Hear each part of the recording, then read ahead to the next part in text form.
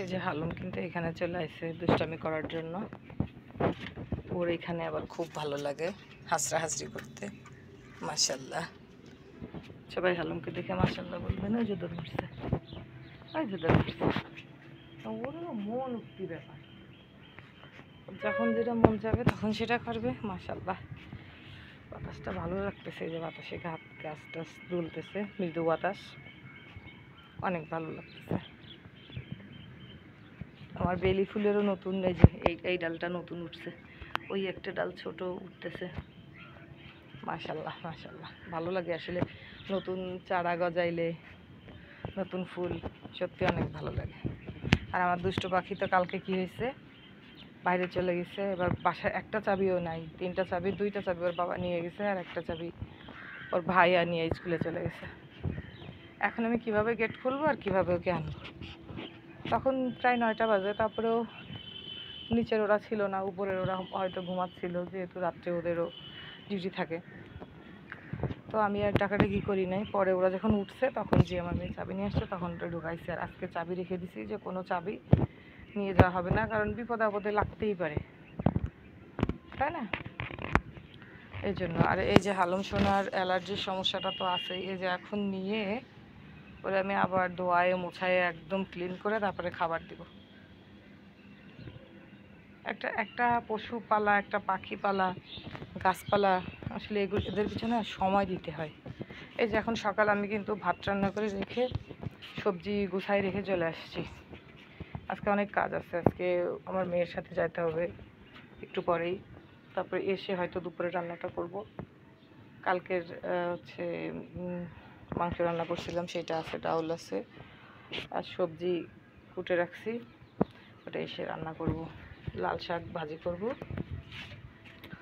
আর হয়তো ইলিশ মাছ আছে, একটা ঝোল করব, শেষ।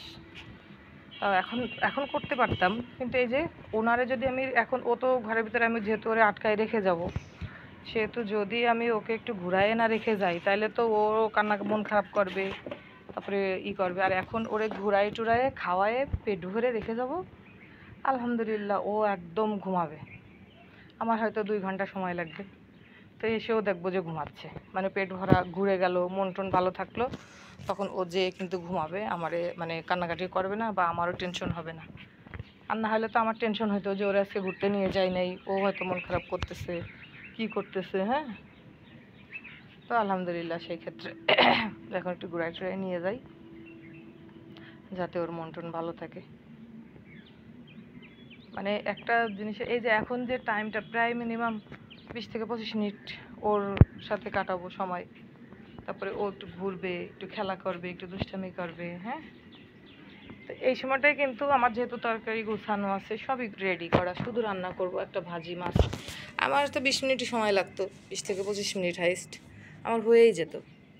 কিন্তু এখন ওই যে ওর সাথে আসছি, এখন ওরে সময় দিচ্ছি, আবার বাসায় যে বাচ্চাদের এই ছেলের স্কুলেও যেতে হবে, ওখানেও কাগজপত্র কিছু দরকার চাইতেছে, ওগুলো দিতে হবে। মেয়ের কাগজপত্র দরকার, সেগুলো রেডি করব।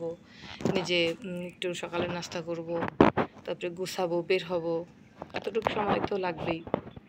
10টার আগে পৌঁছাতে হবে সেখানে, মেয়ের অনুষ্ঠান আছে, ওইখানে যাইতে হবে, ওরিয়েন্টেশন ক্লাস আছে। মাশাল্লাহ, কাঞ্চিল গাইতেছে।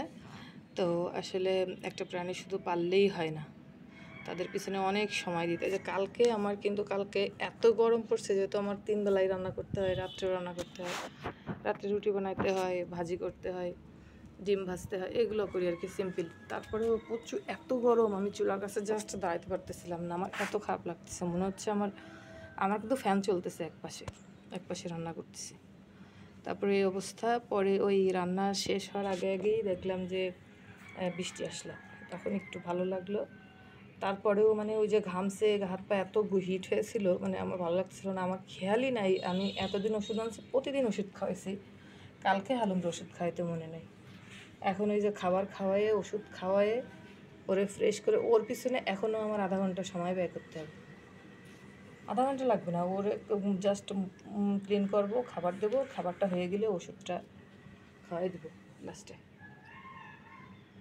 তাহলে এতটুকু করতেও যতটুকু সময়, এই সময়টা তোমার বের করতে হয়। কালকে আমার মনেই নেই, নাহলে আমি কখনো রাত্রে খাওয়াই ওষুধ, তো রাত্রে আমার খাওয়াইতেই মনে নেই, প্রতিদিন রাত্রে খাওয়াই, রাত্রে খাওয়াই তাহলে রাতে আমি